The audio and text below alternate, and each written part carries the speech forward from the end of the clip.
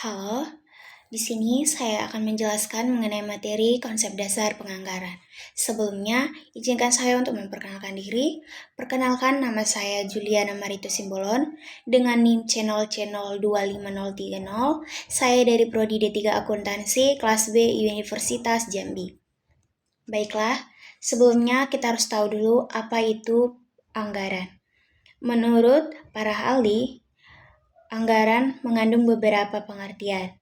Yang pertama, menurut M. Navarin 2007 pada halaman yang 11 menyatakan, anggaran adalah rencana tertulis mengenai kegiatan suatu organisasi yang dinyatakan secara kuantitatif untuk jangka waktu tertentu dan umumnya dinyatakan dalam satuan uang. Yang kedua, menurut Garrison, Noren and Brewer pada tahun 2007 pada halaman keempat, anggaran adalah rencana terperinci tentang perolehan dan penggunaan sumber daya keuangan dan sumber daya lainnya selama suatu proses waktu tertentu. Dan menurut ahli yang ketiga, yaitu Rudianto pada tahun 2009 pada halaman 2 dalam bukunya yang berjudul Penganggaran, anggaran adalah rencana kerja organisasi di masa mendatang yang diwujudkan dalam bentuk kuantitatif, formal, dan sistematis. Jadi anggaran menurut Rudianto, anggaran adalah suatu rencana keuangan periodik yang disusun berdasarkan program yang telah disahkan. Jadi saya menarik kesimpulan dari pengertian yang dikatakan oleh beberapa ahli tersebut. Anggaran adalah rencana tertulis mengenai suatu organisasi yang dinyatakan secara kuantitatif dan umumnya dinyatakan dalam satuan uang untuk jangka waktu tertentu. Jadi, anggaran merupakan alat manajemen dalam mencapai tujuan. Selanjutnya, kita harus tahu karakteristik dari anggaran. Menurut Indra Bastian pada tahun 2010, pada halaman 191 dalam bukunya yang berjudul Akuntansi Sektor Publik, karakteristik anggaran publik terdiri dari beberapa. Yang pertama, anggaran yang dinyatakan dalam satuan keuangan dan satuan non-keuangan. Yang kedua, anggaran yang umumnya mencakup jangka waktu tertentu, yaitu 1 atau beberapa tahun. Yang ketiga, anggaran yang berisi komitmen atau kesanggupan manajemen untuk mencapai sasaran yang ditetapkan. Yang keempat, usulan anggaran yang ditelaah dan disetujui oleh pihak berwenang yang lebih tinggi dari penyusun anggaran. Yang kelima, anggaran yang telah disusun hanya dapat diubah dalam kondisi tertentu. Selanjutnya, ada beberapa jenis-jenis anggaran. Menurut Rudianto, pada tahun 2009, pada halaman 7 dalam bukunya yang berjudul Penganggaran, anggaran perusahaan terdiri dari beberapa jenis anggaran sebagai berikut. Yang pertama, anggaran operasional. Anggaran operasional adalah rencana kerja perusahaan yang mencakup semua kegiatan utama perusahaan dalam memperoleh pendapatan di dalam suatu periode tertentu. Karena itu, anggaran operasional juga mencakup beberapa. Yang pertama, anggaran pendapatan. Anggaran pendapatan merupakan rencana yang dibuat perusahaan untuk memperoleh pendapatan pada kurun waktu tertentu. Yang kedua, anggaran biaya. Anggaran biaya merupakan rencana biaya yang akan dikeluarkan perusahaan untuk memperoleh pendapatan yang direncanakan. Anggaran biaya juga dapat dikelompokkan menjadi beberapa. Yang pertama, anggaran biaya tenaga kerja langsung adalah rencana besarnya biaya yang dikeluarkan perusahaan untuk membayar biaya tenaga kerja yang terlibat secara langsung di dalam proses produksi dalam satu periode tertentu di masa mendatang. Yang kedua, anggaran biaya overhead adalah rencana besarnya biaya produksi di luar biaya bahan baku dan biaya tenaga kerja langsung. Yang ketiga, anggaran biaya pemasaran adalah rencana tentang besarnya biaya distribusi yang akan dikeluarkan perusahaan untuk mendistribusikan produknya. Yang keempat, anggaran biaya administrasi dan umum adalah biaya yang direncanakan untuk operasi kantor administrasi di dalam suatu periode tertentu di masa yang mendatang. Bagian yang ketiga itu adalah anggaran laba. Anggaran laba adalah besarnya laba yang ingin diperoleh perusahaan di dalam satu periode tertentu di masa mendatang. Anggaran laba sebenarnya merupakan gabungan dari anggaran pendapatan dan anggaran biaya. Jenis anggaran yang kedua adalah anggaran keuangan. Anggaran keuangan adalah anggaran yang berkaitan dengan rencana pendukung aktivitas operasi perusahaan. Anggaran ini tidak berkaitan langsung dengan aktivitas perusahaan untuk menghasilkan dan menjual produk perusahaan. Anggaran ini merupakan pendukung upaya perusahaan untuk menghasilkan dan menjual produk perusahaan. Anggaran keuangan juga mencakup beberapa jenis. Yang pertama, anggaran investasi. Anggaran investasi adalah rencana perusahaan untuk membeli barang-barang modal atau barang-barang yang dapat digunakan untuk menghasilkan produk perusahaan di masa mendatang dalam jangka panjang. Yang kedua, anggaran kas. Anggaran kas adalah rencana aktivitas, penerimaan dan pengeluaran kas perusahaan di dalam suatu periode tertentu, beserta penjelasan tentang sumber-sumber penerimaan dan pengeluaran kas tersebut. Yang ketiga, proyeksi neraca adalah kondisi keuangan yang diinginkan perusahaan di dalam suatu periode tertentu di masa mendatang.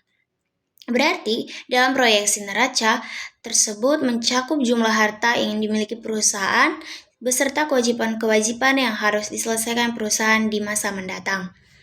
Selanjutnya, ada juga jenis anggaran menurut Dedi Nordiawan 2010 pada halaman 71 dalam bukunya Akuntansi Sektor Publik.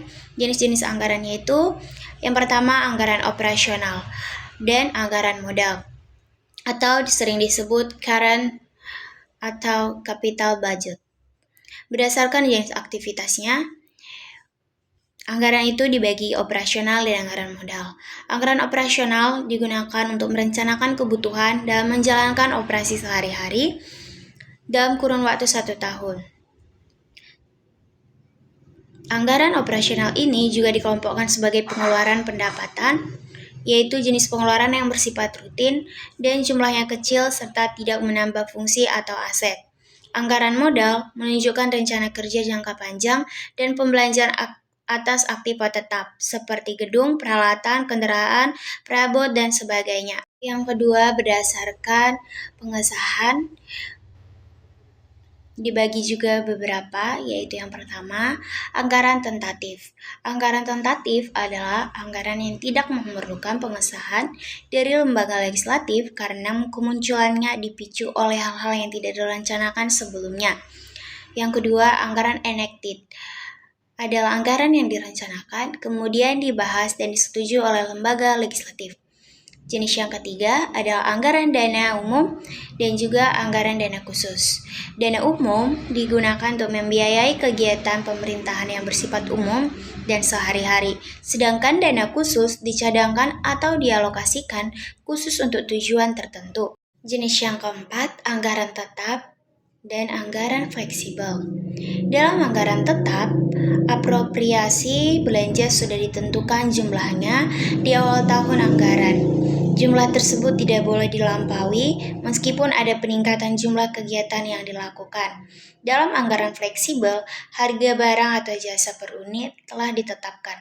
Namun, jumlah anggaran secara keseluruhan akan berfluktuasi bergantung pada banyaknya kegiatan yang dilakukan. Jenis yang kelima, anggaran eksekutif dan anggaran legislatif.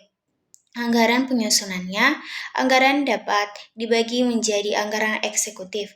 Dalam ini, pemerintah serta anggaran legislatif, yaitu anggaran yang disusun oleh lembaga legislatif tanpa melibatkan pihak eksekutif.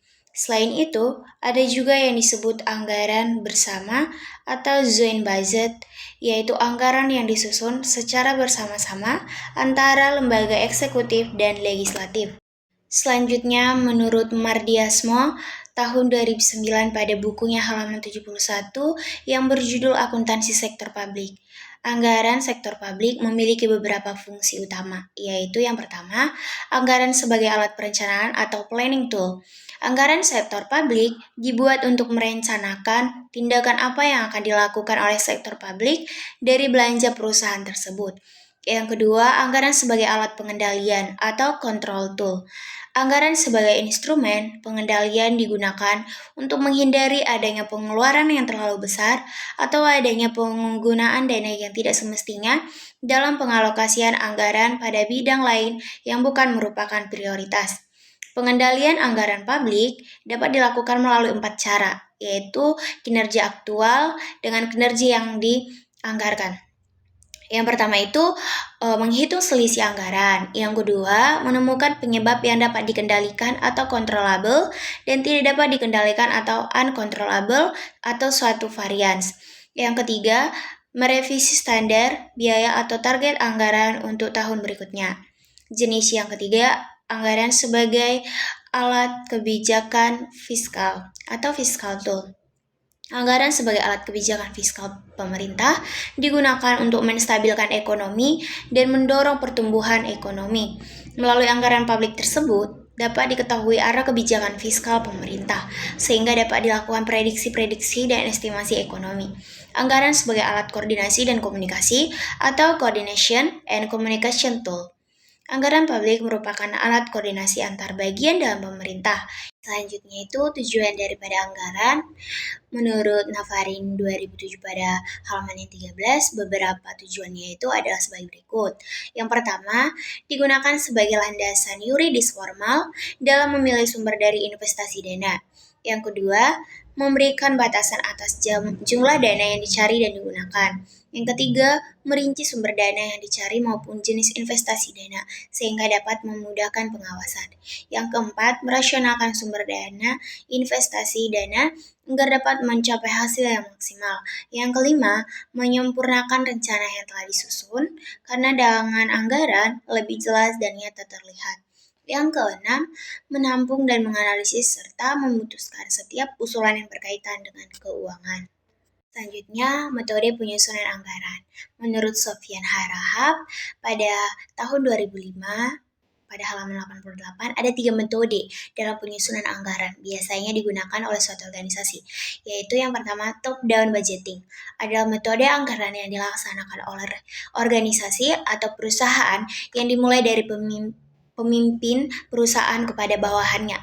Selanjutnya, yang kedua adalah bottom up budgeting adalah metode anggaran yang dilaksanakan suatu perusahaan yang dimulai dari bawahan kepada atasannya atau pimpinannya.